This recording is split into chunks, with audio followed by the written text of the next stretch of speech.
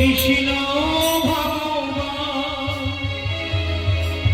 অগতির গতি তুমি নব ঘনশ্যাম হরি কৃষ্ণ হরি রাম হরি কৃষ্ণ হরি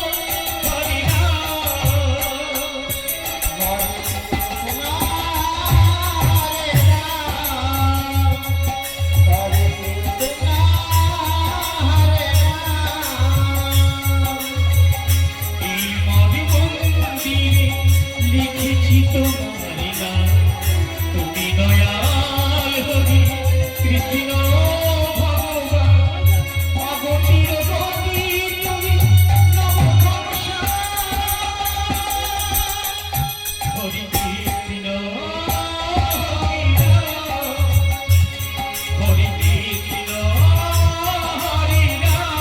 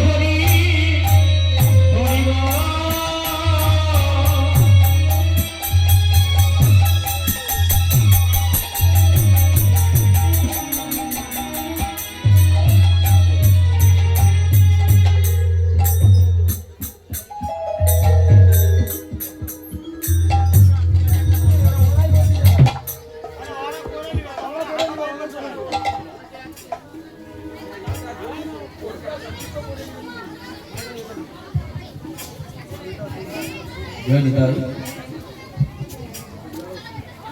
राधेश्याम हेलो जय निताई जय राधे हेलो जय निताई जय Radha Madhav hello hello check जय निताई जय राधेश्याम हेलो हेलो जय राधा माधव जय निताई हेलो जय राधेश्याम हेलो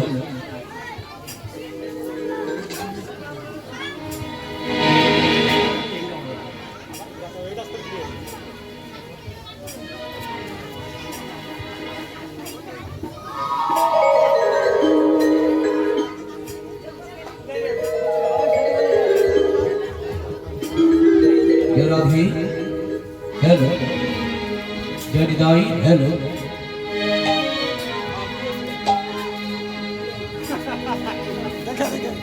জয় রাধে হ্যালো হ্যালো, জয় নিতাই, জয় রাধেশ্বর হ্যালো। আমারে গৌর গুণধাম, আমার নিত্যানন্দ নাম, আমারে গৌর গুণধাম, আমার নিত্যানন্দ নাম।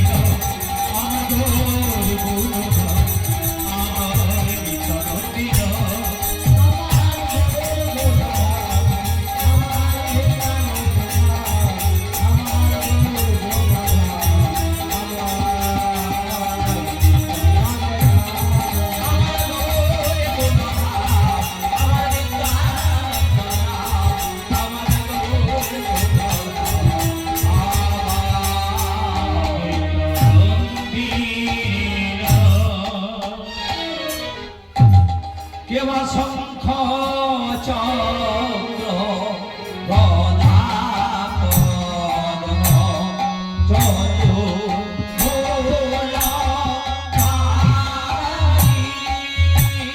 শঙ্খ চক্র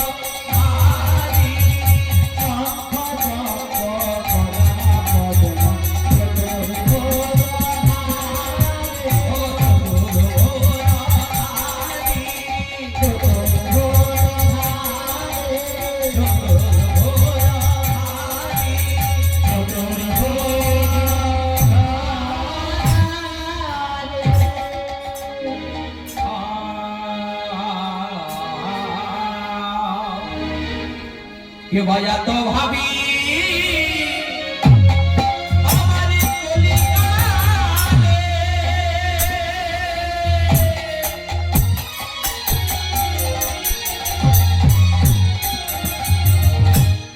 কালে প্রথম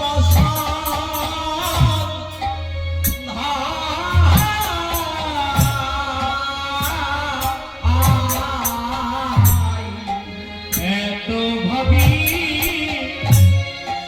বলি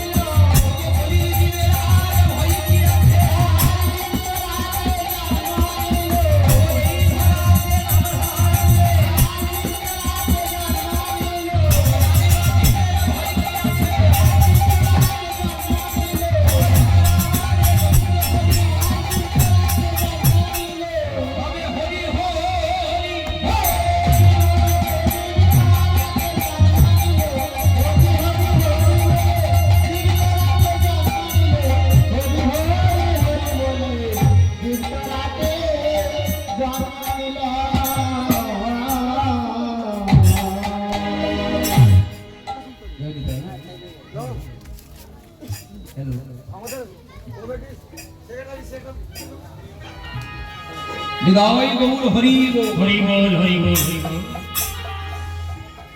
জয় রাধে, জয় নিদাই, জয় নিদাই, রাধেশ্যাম হ্যালো, কমলা সাউন্ড, জয় রাধেশ্যাম, ওটাকে ফেলে দাও তো সামনে বসো। কি বলছে? জয় রাধেশ্যাম হ্যালো, জয় নিদাই, জয় নিদাই, জয় রাধেশ্যাম হ্যালো হ্যালো, জয় নিদাই গৌর হরি বল। নিদাই গৌর প্রেমানন্দে হরি হরি বল। হরি বল। নমস্কার, সত্যহ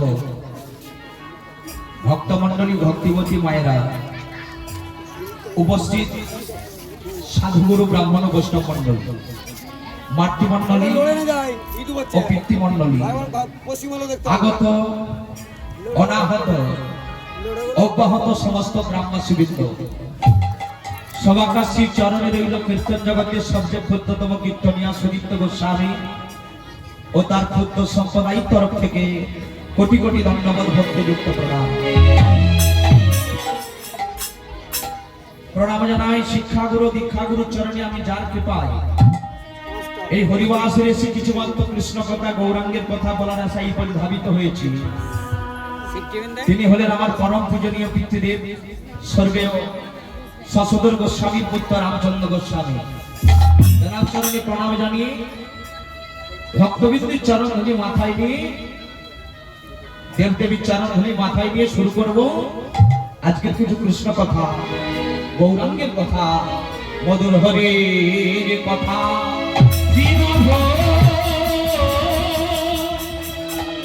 হরি কথা। কারণ ভক্ত যদি না কৃপা করে মা ভগবানের কথা বলা সম্ভব নয়। কারণ শাস্ত্রে বললেন আকাশের শোভা চন্দ্র যেমন, চন্দ্রের শোভা তারা, ব্রজের শোভা কৃষ্ণ যেমন, নদীয়ার শোভা গোরা, ফুলের শোভা সুগন্ধ যেমন, সুগন্ধের শোভা হলি, আর কীর্তন বাসরের শোভা হলো ভগত মণ্ডলী। ভগত মণ্ডলী। শাস্ত্রে বললেন আকাশের শোভা চন্দ্র যেমন, বাবা আকাশে কখনো ভালো লাগে না আমার রাত্রেবেলা যখন একটা চাঁদ উঠে। চন্দ্রের শোভাকে না, চন্দ্রের শোভা হলো তারা। চাঁদটা কখনো ভালো লাগে বাবা যখন তারা ফিরে থাকে চাঁদকে। ব্রজের শোভা কৃষ্ণ যেমন, ব্রজে কখনো ভালো লাগে না যখন প্রভু কৃষ্ণচন্দ্র থাকে। আর নদিয়ার শোভা হলো গোরা। ফুলের শোভা সুগন্ধ, একটা ফুল কখনো ভালো লাগে না ফুলে যখন সুগন্ধ ছাড়ে। সুগন্ধের শোভা কি? অলি। অলি মানে বাবা মৌমাছি বা ভ্রমণকে বলা হয় অলি। আর কীর্তন কখনো ভালো লাগে না কীর্তন বাসরে যখন থাকে ভগত মণ্ডলী। ভগত মণ্ডলী। তাই সবাকার চরণ ধরে মাথায় নিয়ে শুরু করছি কৃষ্ণ কথা, গৌরাঙ্গের কথা, হরির কথা।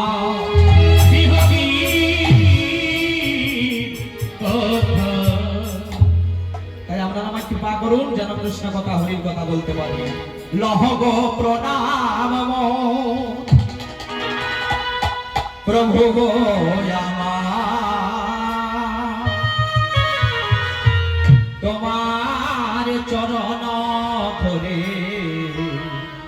নিবেদনা। সবাই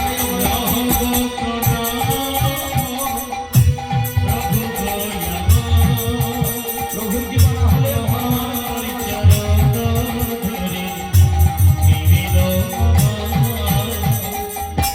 লহ গো প্রণাম প্রভু গো আমার, তোমার চরণ ধরে নিবেদনা।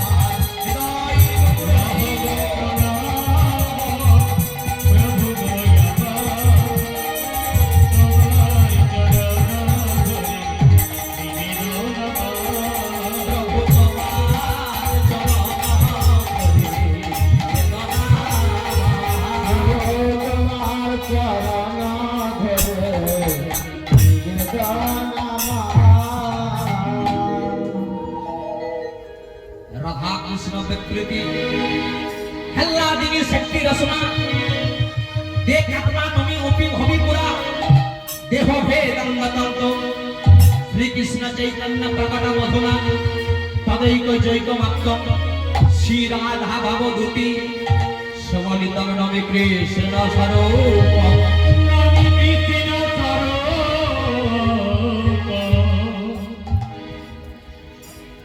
প্রেমের ঠাকুর বহু সুন্দর ভগবান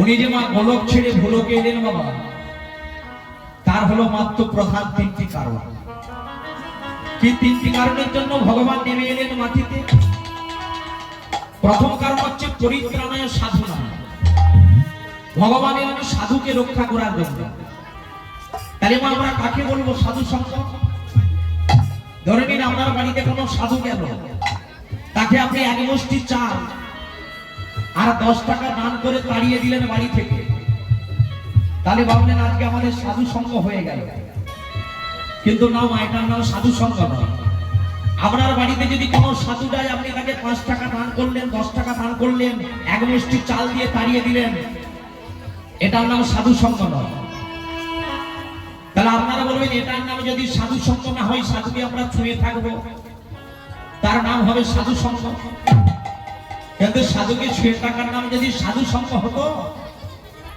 একবার কুম্ভ মেলাতে গিয়ে দেখবেন তো অনেক সাধুদের বয়স কি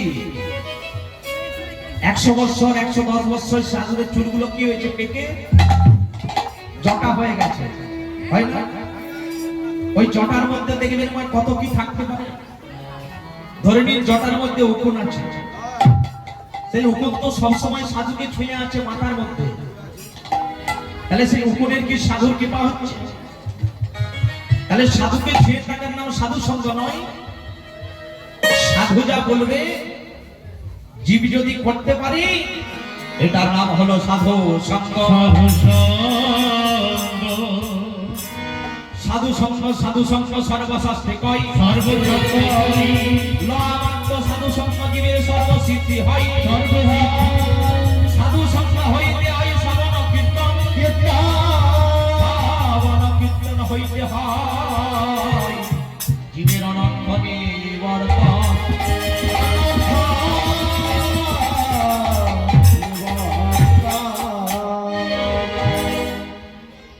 তাহলে সাধু সঙ্গ করলে বাবা আমাদের কি হবে জীবের অনর্থটা নিবৃত্তি হবে অনর্থ কাকে বলে বাবা যেটা আমার নয় সেটাকে আমরা আমার বলে ভাবি ধরুন ওই গাড়ি বাড়িটা আমার নয় শেষের দিকে আমার থাকবে না কিন্তু সেটাকে আমরা আমার বলে ভাবি যার নাম হলো অনর্থ আমরা ভাবি যে শেষের দিনে তো আমাদের ছেলে দেখবে আমাদের পুত্র দেখবে কন্যা দেখবে গাড়ি দেখবে বাড়ি দেখবে আপনারা সবাই জানেন যখন ওই শুকদেব গোস্বামী মাদ্রি গর্ভে ছিল 12 বছর মাদ্রি গর্ভে থাকার পর মাদ্রি গর্ভ থেকে যখন শুকদেব গোস্বামী উলঙ্গ অবস্থায় পাগল হয়ে ভগবানের নাম গাইতে গাইতে যখন ছুটে ছুটে যাচ্ছে রাস্তা দিয়ে আর কতগুলো মা আমার নদীতে স্নান করছিল তারা ওই শুকদেব গোস্বামীকে দেখে তাদের মনে নেই যে তারা বিবস্ত্র অবস্থায় ঘাটে স্নান করছে তারা কি করছে ওই শুকদেব গোস্বামী তো উলঙ্গ তাকে দেখে তারা তখন আনন্দে আত্মহারা হয়ে হরিনাম করছে আর ওই শুকদেব গোস্বামীর পিতা যার নাম হলো ব্যাসদেব ওই ব্যাসদেব ভাবছে 12 বছর পর যদিও সন্তান হলো সেই সন্তান আমাকে না দেখে চলে যাচ্ছে ভগবানের নাম করতে তখন ব্যাসদেব ওই সুখদেব গোস্বামীকে ডাকছে দাঁড়া সুখদেব দাঁড়া তুই দাঁড়িয়ে যা বাবা তুই ঘরে ফিরে আয় বাবা যেই মায়েরা নদীতে স্নান করছিল তারা তখন ওই বৃদ্ধ ব্যাসদেবকে দেখে তাড়াতাড়ি করে গায়ে চাপা দিচ্ছে শাড়ি লজ্জা নিবারণ করছে কারণ নারীর ভূষণ হলো লজ্জা তখন ওই ব্যাসদেবের মনে সন্দেহ জাগলো যে আমার একটা 12 বছরের ছেলে যুবক তাকে দেখে ওই মায়েদের লজ্জা হলো না আর আমি একটা 80 বছরের বৃদ্ধ আমি আমাকে দেখে ওই মায়েরা স্নান করছিল তারা তাড়াতাড়ি গায়ে কাপড় চাপা দিচ্ছে জিজ্ঞাসা করলো মায়েদেরকে, মা তোমরা বলতে পারো আমার যে একটা 12 বছরের ছেলে, যুবক ছেলে, তাদেরকে দেখে তোমাদের লজ্জা হলো না, কিন্তু আমি একটা 80 বছরের যুবক বৃদ্ধ, আমাকে দেখে কেন তোমাদের লজ্জা হলো না? ওই মায়েরা তখন বলছে ব্যাসদেবকে, যে মুনিবর আপনি হচ্ছেন মায়া বদ্ধ জীব। কেন? আপনি কি করছিলেন? আপনি সুখদেব গোস্বামীকে ডাকছিলেন, কারণ সুখদেব কি করছিল? ভগবানের নাম করতে যাচ্ছিল। আর আপনি ভাবছেন যে সন্তান যদিও হলো, ভগবানের নাম করতে চলে যাচ্ছে, সেই সন্তান আমাকে না দেখে। তাই আপনি হচ্ছেন মায়া বদ্ধ জীব, আর আমার পুত্র সুখদেব গোস্বামী হচ্ছে মায়া মুক্ত জীব। তাহলে মায়া মুক্ত জীবকে দেখে জীবের লজ্জা হবে না, মায়া বদ্ধ জীবকে দেখে জীবের লজ্জা হবে। এই অনর্থ চলে যাবে যদি আমরা মায়া মুক্ত জীবের সঙ্গ করতে পারি। ভগবান এলেন প্রথম কারণ সাধু সঙ্গ করার জন্য, দ্বিতীয় কারণ অসাধুকে বিনাশ, তৃতীয় ধর্মকে স্থাপন সম্ভবামি যুগে যুগে সম্ভবামি যুগে যুগে। তাহলে তিনটি কারণের জন্য এলেন, কলিযুগের মুক্তির পথ নিয়ে এলেন হরিনাম সংকীর্তন। তাই আজকে সেই মহাপ্রভু এসেছিলেন ভক্ত সেবার সঙ্গ নিয়ে। কারণ আজকে এই যে স্থান ধরমপুর ডগরাপাড়া নয়, এই স্থানের নাম হচ্ছে ভক্ত সেবা সঙ্গ নদিয়াপুর। মধ্যাহ্নে সেবা করেছে সেবা সঙ্গ নিয়ে, সেবার পর বিশ্রাম করছিলেন, নিদ্রা ভঙ্গ হয়ে এবার ভক্তগণের সঙ্গে নয় খোল করতাল নিয়ে নৃত্য করছে হেমবান্নে বাহুদুরে। তাই এক নাগরী আর এক নাগরীকে ডেকে ডাকছে, ওগো তোরা দেখবি যদি যায়। মায়েরা হরিনামের সঙ্গে সঙ্গে একটু উলুধ্বনি, শঙ্খধ্বনি, হরিধ্বনি। ওগো তোরা দেখবি যদি যায়, ওগো সোনার নদিয়ায়, এই স্থানটাকে সোনার নদিয়া। ওগো সচি মাতার ফুলালিয়া নেচে নেচে যায়।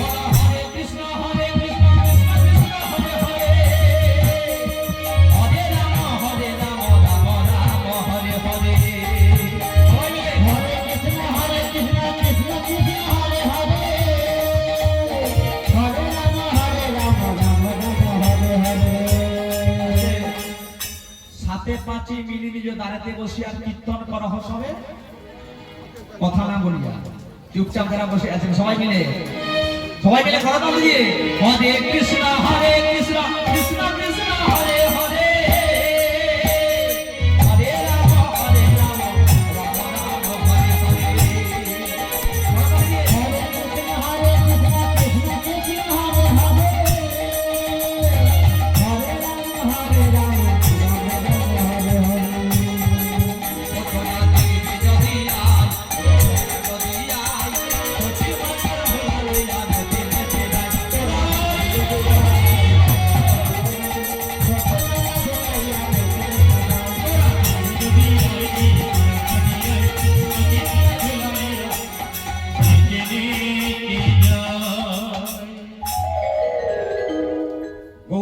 নৃত্য করছিলেন, নৃত্য করতে করতে এক ভাবের উদয় হয়েছে। কোন ভাব?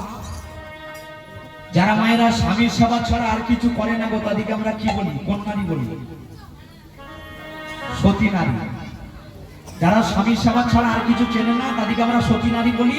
সেই সতী নারী অনুসূয়া কি করে স্বামীকে মৃত্যুর মুখ থেকে ঘুরে এনেছিল। 7 দিন আকাশে সূর্যদেবকে উঠতে দেয়নি। সেই ভাবাজ গৌর সুন্দরের মনে পড়েছে যে এই গোরা সেই কৃষ্ণ, সেই জগন্নাথ আর বাসুদেব ঘোষিত হে অগজারে করি জড় হাহা করি জড় অগজারে বাসো দেব ও সেরে কহে আমায় কৃপা করো রে। বাসুদেব গোপী কহে আমায়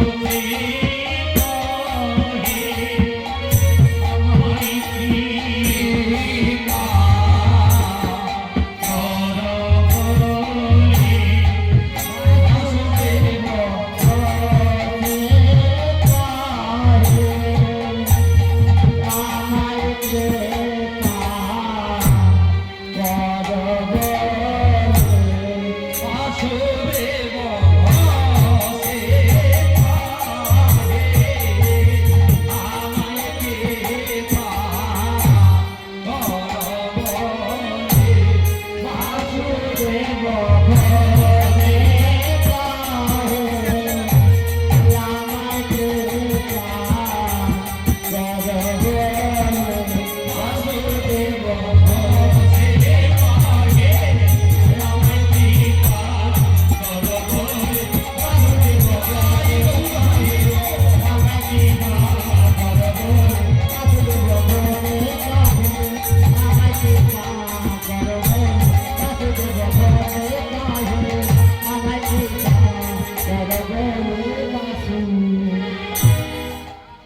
এতক্ষণ ছিল আমরা নদিয়া নবদ্বীপে, এবার যাব আমরা মধুময় শ্রীরাম বৃন্দাবনে।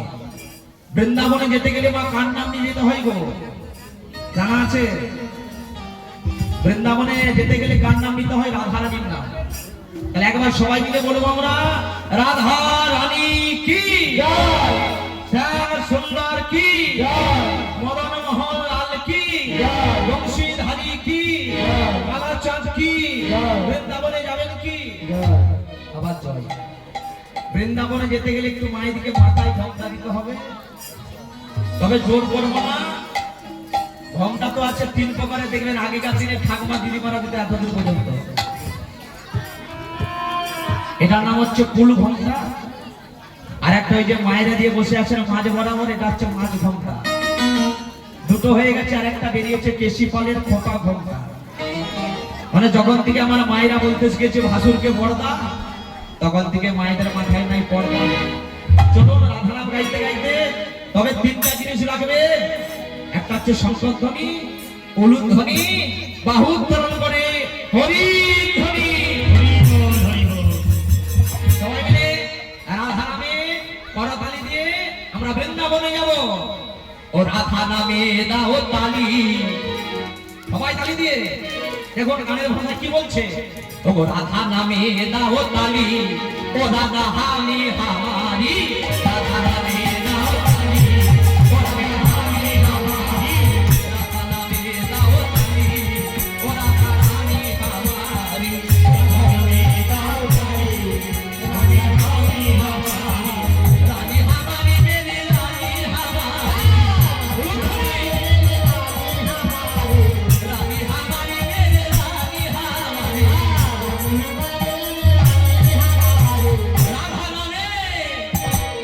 রাধা নামে দাও তালি, ও রাধা রানী হামারি,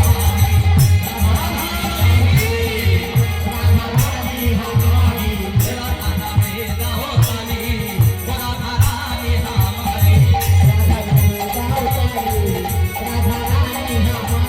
বৃন্দাবনে যখন কুঞ্জমে যাবে বলিবে, আমি বলবো বৃন্দাবন মে, আর সবাই মিলে বলবে রাধে রাধে। দেখে নেবো আজকে মায়েদের ভোল্টেজ কতটা করা। বলো বৃন্দাবন মে, গোকুল কুঞ্জ মে, नैन गली में बैरे शाहों में निर्मल में श्यामा बिहारी राजगोनारी एसी घर में बंशी वन में अरे रे वृंदावन में वृंदावन में वृंदावन में वृंदावन में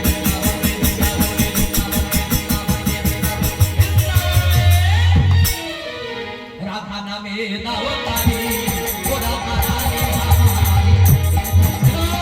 हमारी राधा नामे दावतारी ओ राधा रानी हमारी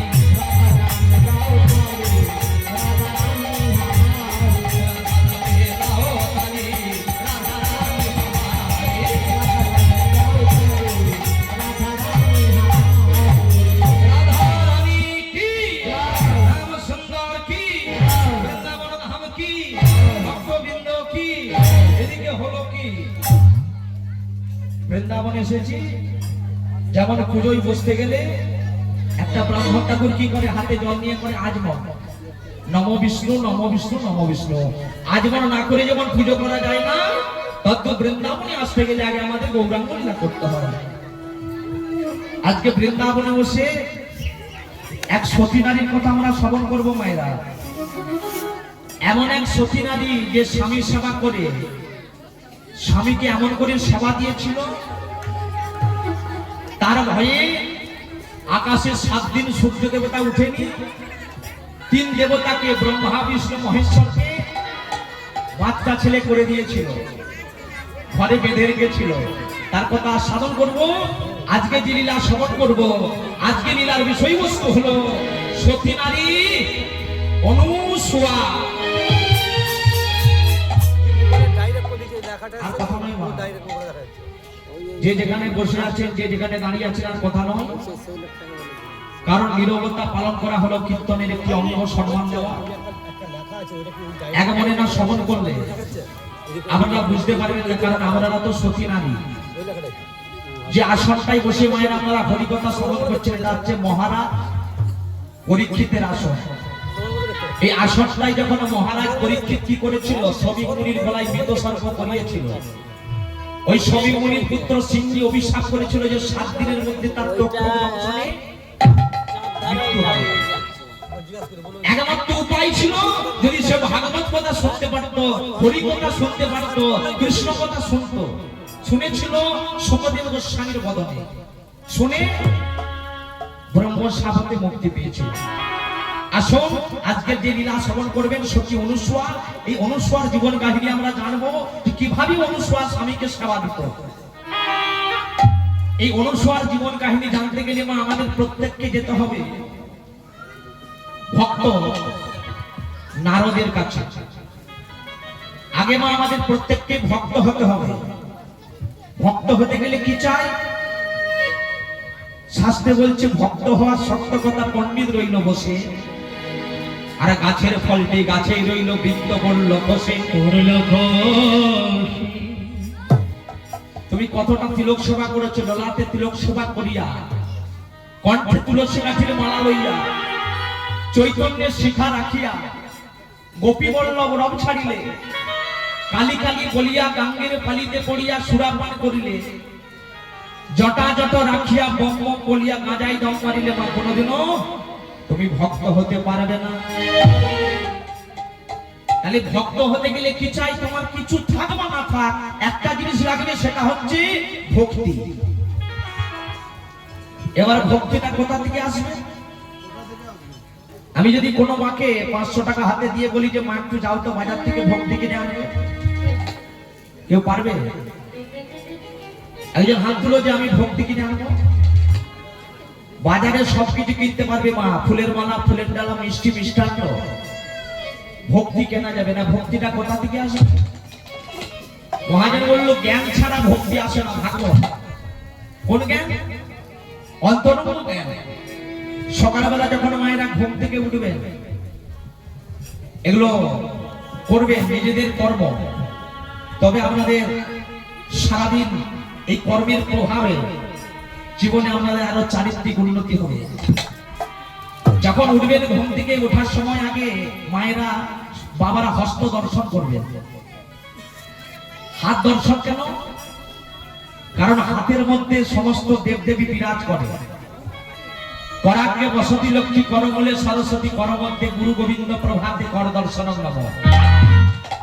দর্শন করে যখন মায়েরা বিছানা পরিত্যাগ করবেন কোন পাটা আগে মাটিতে দেবে? মায়েরা দেবেন বাম পা, মানে উত্তর পা। মায়েদের হচ্ছে বাম পাটা শুভ।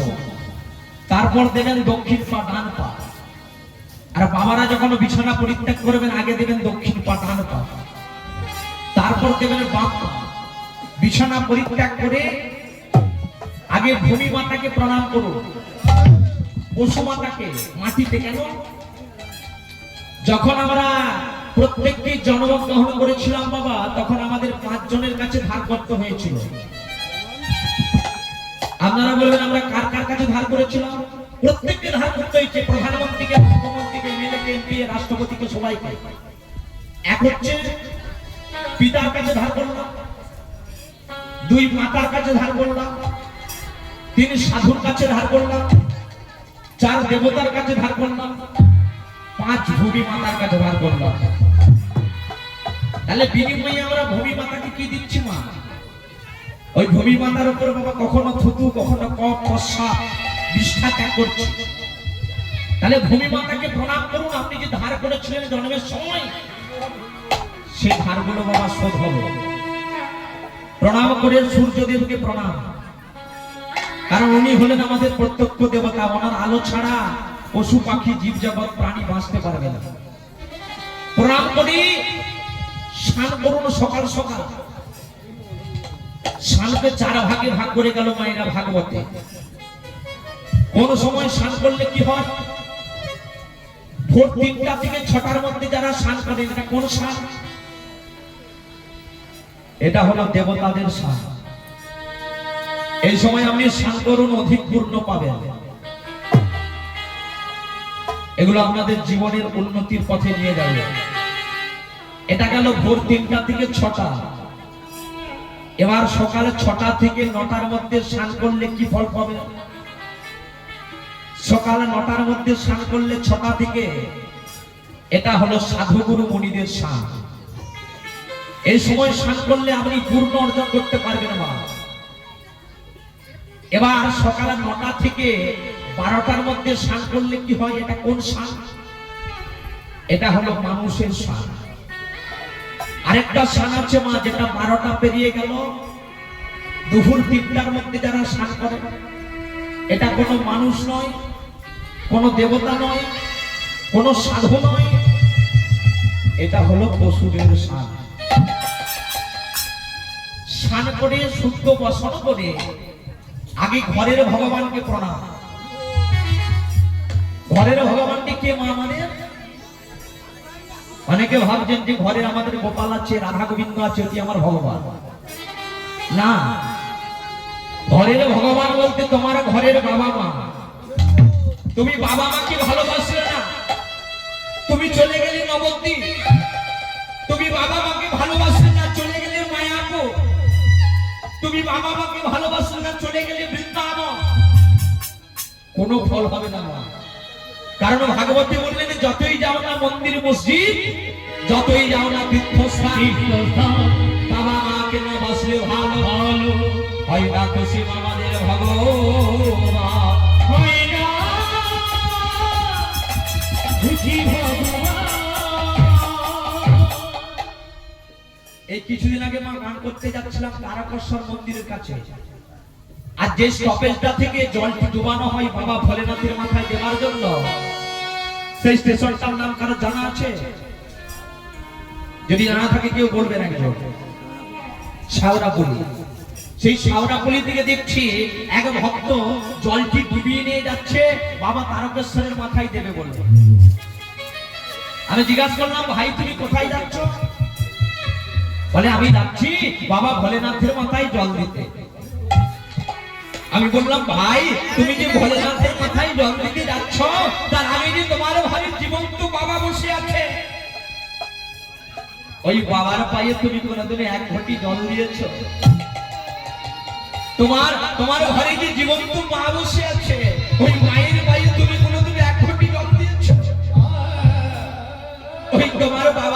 স্নান করে, ওই স্নান করার সময় কোনোদিন এক বালতি তুমি জল তুলে দিয়েছো? তোমার মা যখন স্নান করার জন্য কোনোদিন এক বালতি জল তুলে দিয়েছো? তুমি বাবাকে ভালোবাসলে না, তুমি মাকে ভালোবাসলে না, আর তুমি চলে এসেছো বাবা ভোলেনাথের মাথায় জল দিতে। তুমি কি ভাবছো এই জল তোমার বাবা গ্রহণ করবে? গ্রহণ করবে না। কেন? তুমি যদি আগে তোমার বাবা মার চরণে জল দিয়ে তারপর ভোলানাথের মাথায় জল দিতে আসছে, তাহলেই ভোলানাথ বাবা বিদায় হরি বল বলে হরি বল হরি বল হরি বল। তখন ভাই বলল, দাদা আমি ভুল করেছি, অপরাধ করেছি। বলে ওরে ওরে আমার পায়ে ধরিস না, ধরতে যদি হয় এখনো তোদের ঘরে দুজন আছে, বাবা মার পায়ে গিয়ে ধর। কারণ ভগবান বলেছে সবচেয়ে বড় গুরু হলো যে যার ঘরের বাবা মা, তারপর গুরু হলো শিক্ষা গুরু, দীক্ষা গুরু, তারপর গুরু হলো কৃষ্ণ ভগবান। কিন্তু মাগো আমরা তো হিন্দু জাতি, ভালো জিনিসটা নিতে জানি না। একটা হিন্দু জাতির 50 বছরের মাকে জিজ্ঞাসা করুন, কি গো মা একাদশী করেছো? একাদশী এখন অনেক সময় আছে, এই তো 50 বছর বয়স। কিন্তু একটা মুসলমান ঘরের ভাইকে দেখুন, প্রত্যেক শুক্রবার টুপি পরছে, লুঙ্গি পরছে, পাঞ্জাবি পরছে, রাস্তা দিয়ে চলে যাচ্ছে। তাকে দেখে জিজ্ঞাসা করুন, হ্যাঁ রে করিম কোথায় গিয়েছিলি ভাই? করিম বলবে, দাদা আমি নামাজ পড়তে গিয়েছিলাম। ও চলে যাবার পর মনকে প্রশ্ন করে দেখুন করিম কি বলে গেল, নাম আজ, নাম আজ, নাম আজ। তাহলে একটা মুসলমান ঘরের ভাই হয়ে শিক্ষা দিয়ে দিল মা যে নামটা আজ থেকে পড়তে হয়, কাল থেকে নয়। হিন্দু জাতি দেখবেন যখন দামি দামি ধূপ কিনতেন, ধূপ কিনলেন তো দামি দামি ধূপের প্যাকেট, 100 টাকা দাম, 200 টাকা দাম ধূপের প্যাকেটের উপর কিসের ছবি থাকে? বিশেষত নাড়ু গোপাল, রাধা গোবিন্দ, নিতাই গৌর। সেই ধূপের কাঠিগুলো যখন আমরা ব্যবহার করি, সেই ধূপের খাতটা আমরা কোথায় ফেলি? নর্দমায়, যেখানে মানুষ প্রস্রাব করে বিষ্ঠা ত্যাগ করে। তাহলে যেটার মধ্যে রাধা গোবিন্দের ছবি আছে, সেই ছবিটা তুই ফেলছিস নর্দমায়। আর নিজের ঘরের যখন কোনো একটা দামি দামি জিনিস তুই কিনবি, সেটাকে ভেঙে গেলেও ঘরের এক কোণে তুই জোড়ো করে রাখবি। পারে কলিযুগ, এই অন্তরঙ্গ জ্ঞান যদি না থাকে মা, ভক্তি আসবে না। ভক্তি না এলে ভক্ত হতে পারবে না। ভক্ত না হলে দেহটা ভাবাপন্ন হবে না। দেহ ভাবাপন্ন না হলে গোপী ভাব আসবে না। গোপী ভাবে না গেলে ব্রজধামে যেতে পারবে না। ব্রজধামে না গেলে তুলসী পত্র হবে না। তুলসী পত্র না হলে ভোগে লাগবে না। ভোগে না লাগলে মহাপ্রসাদ হবে না। আর মহাপ্রসাদ যদি না হয়, ভক্ত সমাজে বিতরণ হবে না। বিতরণ হবে না। তাহলে মা ভক্ত হতে গেলে আগে চাই ভক্তি। তাই আজকে সেই ভক্ত নারদ চলেছে কোথায়? বৈকুণ্ঠ ধামে শ্রীহরি নারায়ণের কাছে বিনা যন্ত্রে ঝঙ্কার দিয়ে কৃষ্ণ নাম গাইতে গাইতে দেবর্ষি নারদ চলেছে। ভুল করে যদি আসি শরণে, ও প্রভু শরণে,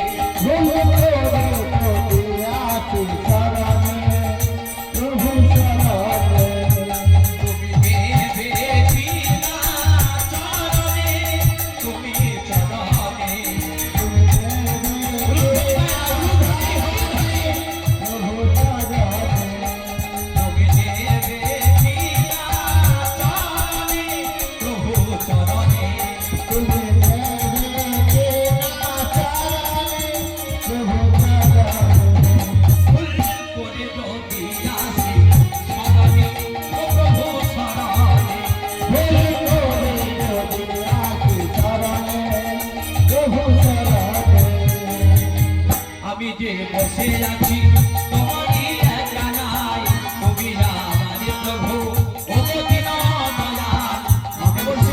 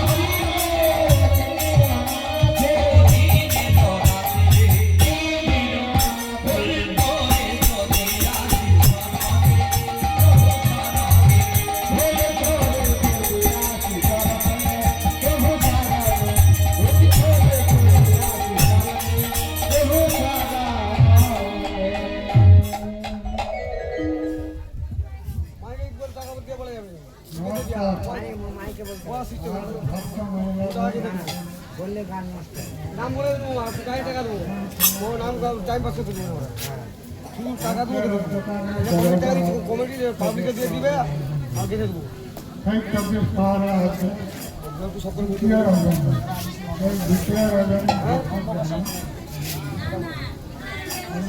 বলেই বেরিয়ে যাবে সুদীপ্ত গোস্বামী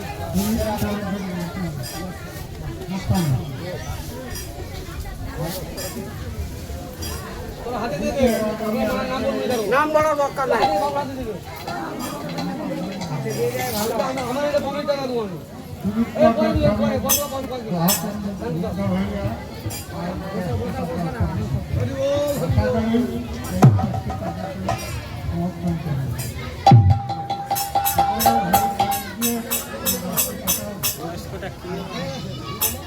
হ্যালো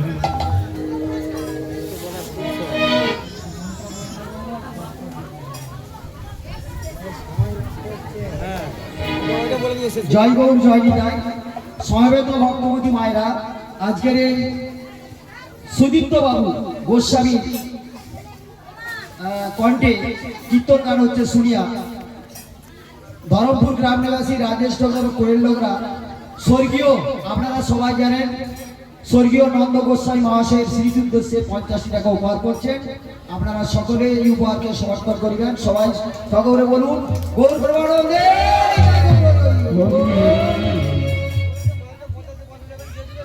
এবারে প্রত্যেকেই বলছি আপনারা সুদীপ বাবুর হাতে পয়সা দিবেন, কেন আমাকে কীর্তন ডিস্টার্ব হবে, এটা আমি বলে রাখছি কমিটির তরফ থেকে।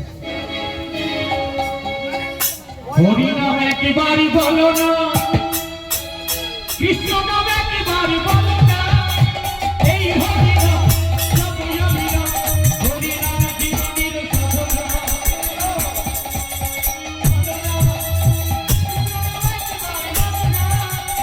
এই হরি নাম সবই অবিরাম, হরি নাম জীবনের সাধনা। পৃথিবীতে সব কিছু থাকবে, একদিন তুমি চলে যাবে। পৃথিবীতে সব কিছু থাকবে, একদিন তুমি চলে যাবে। পৃথিবীতে সব কিছু থাকবে, একদিন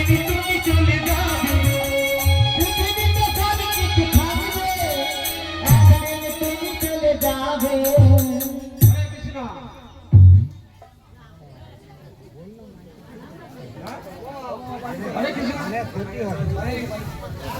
বলছি পয়সা যারা দিবে বাবুকে হাতে দিয়ে এখন কেউ পয়সা বক্সি বেসবে না, পরে বাবু যখন টাইম হবে তখন আমরা বলে দেবো, এখন যারা পয়সা হাতে রাখুন।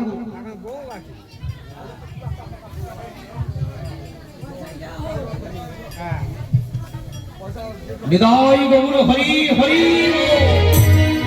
তাই দেবর্ষি নারদ চলেছে, ভুল করে যদি আসি শরণে, ও প্রভু শরণে, ভুল করে যদি আসি শরণে, প্রভু শরণে, তুমি নেবে কিনা শরণে, ও প্রভু শরণে, তুমি নেবে কিনা শরণে, প্রভু শরণে, তুমি নেবে কিনা শরণে, প্রভু শরণে, তুমি নেবে কিনা শরণে, প্রভু শরণে, ভুল করে যদি আসি শরণে, ও প্রভু শরণে, ভুল করে যদি আসি শরণে, প্রভু শরণে, ভুল করে যদি আসি শরণে, প্রভু শরণে, ভুল করে যদি আসি শরণে, প্রভু শরণে। জয় হো ভগবান বিষ্ণুর জয় হো, প্রভু নারায়ণের জয় হো, জয় হো প্রভু নারায়ণের জয় হো। কে বাবা তুমি সকালবেলায় এসে আমার জয়ধ্বনি করছো? নারায়ণ দেখছে এসেছি বাবা দেবর্ষি। বলা মানে কি তোর শেষ হয়ে যায় নারদ প্রভুর চরণে প্রণাম জানিয়ে বলছে, দয়াময় আমার আপনি প্রণাম নেবেন প্রভু।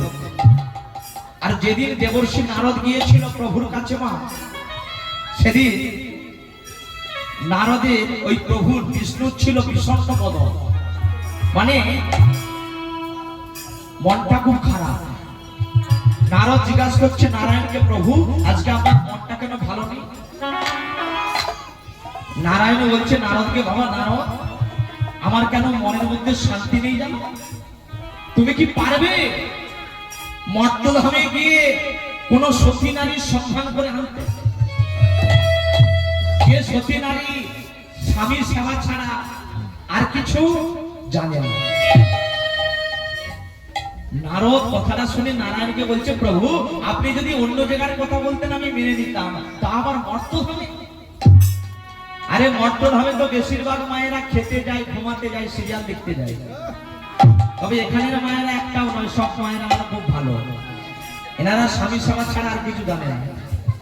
তো প্রভু আপনি যখন বলছেন ওই মর্তধামে গিয়ে সতী নারীর সন্ধান করে আনতে, তাহলে আমি যাব। তো বাবা যাও না নারদ, তুমি গিয়ে সতী নারীর সন্ধান করে আনবে।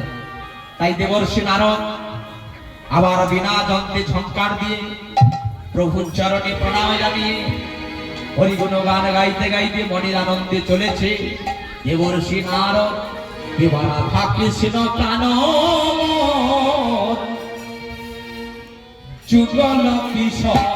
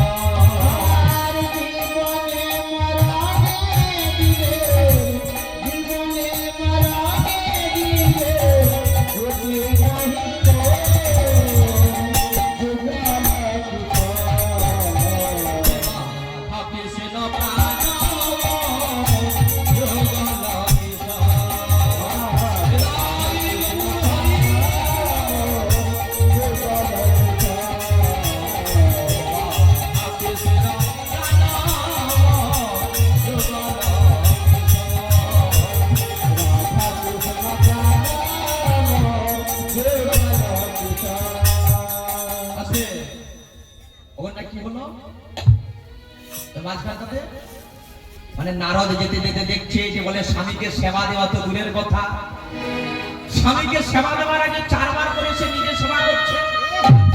নারদ ভাবছে বলে এ নারী সতী হতে পারে না, স্বামীকে সেবা দেওয়ার আগে 4 বার সেবা করছে। আরেকটু আমি এগিয়ে যাই, এই বলে আবার চলেছে কে বা কালিন্দির কোলে কে ও কদম বেরো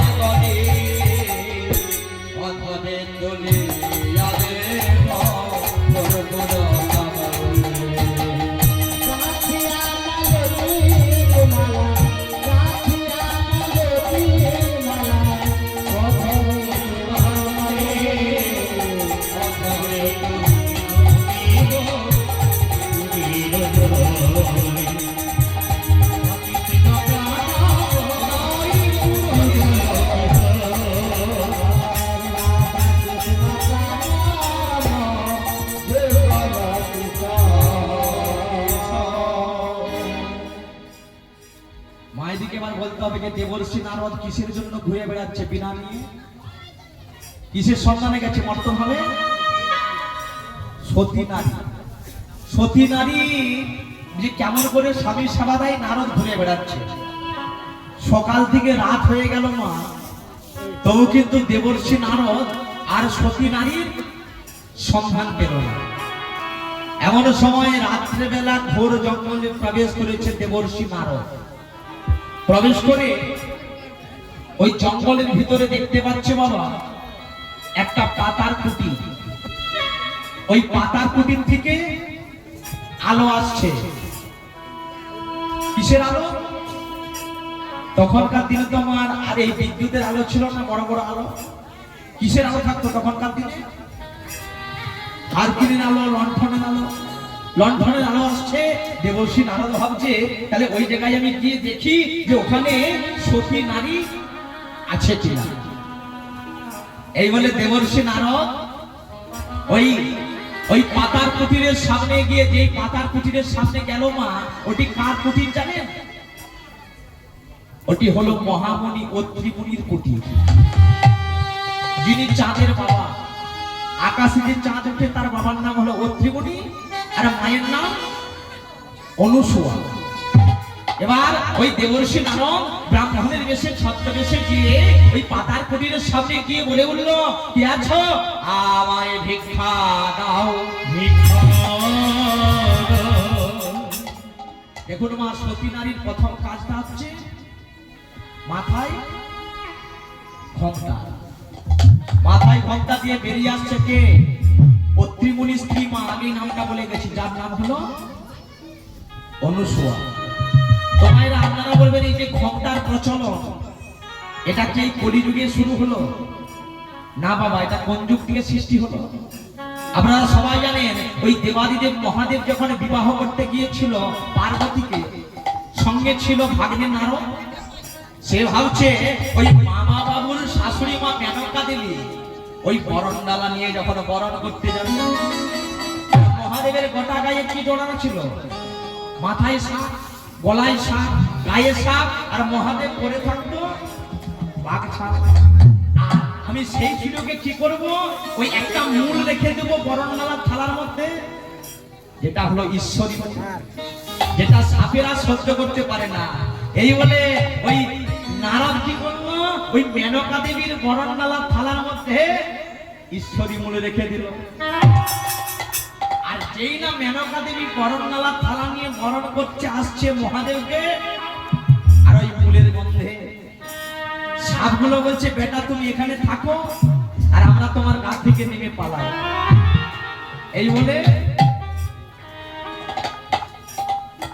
এই বলে কি হলো? ওই মহাদেবের গা থেকে সরসর করে মাইরা সাপগুলো নেমে গেল। আর মহাদেব বাঘছাল করেছিল, বাঘছালটা থাকবে? কি হলো? ওগো খুলে যে গেল গো,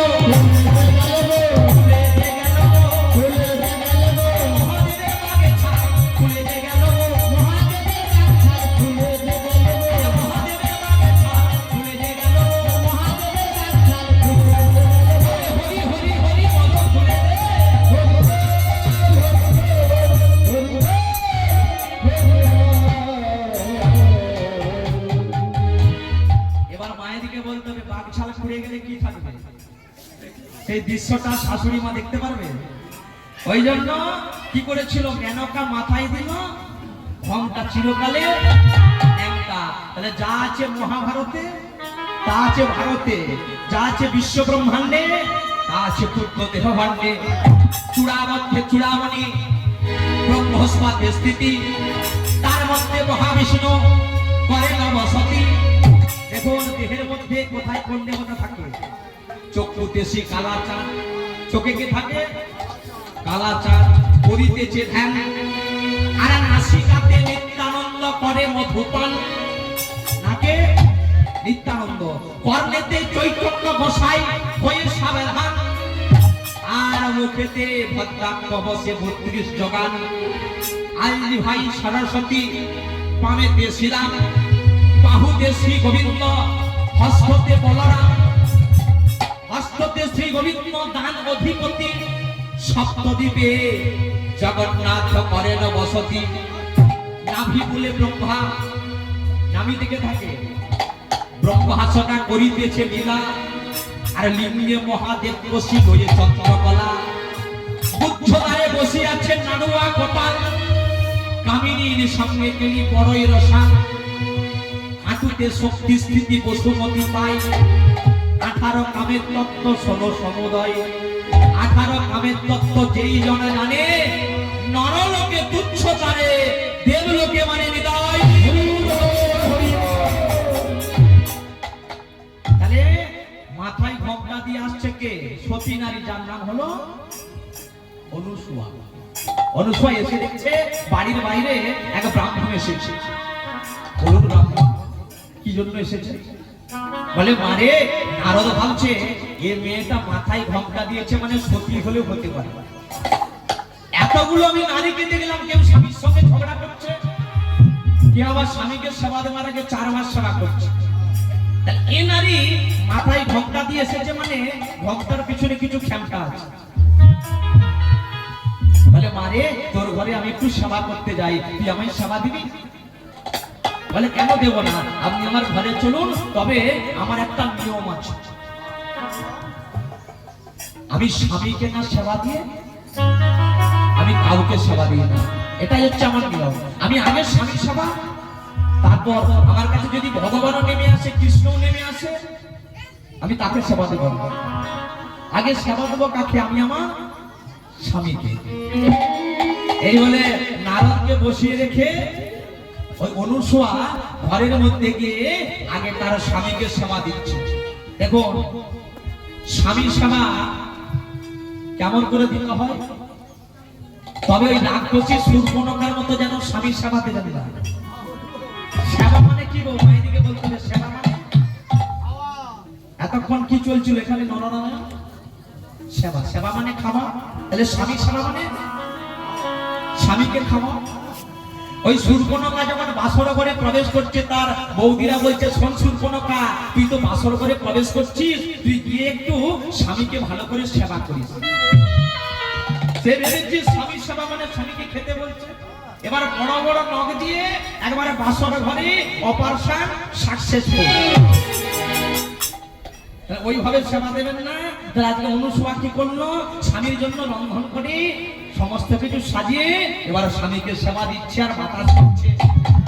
সে যে আমার প্রাণ রমণ ভোগ বিধি ভূষণ হৃদয় রতন স্বামী। সবাই গাইব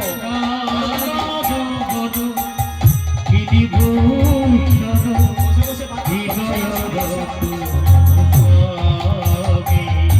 সে যে প্রাণ রমণ ভোগ বিধি ভূষণ হৃদয় রতন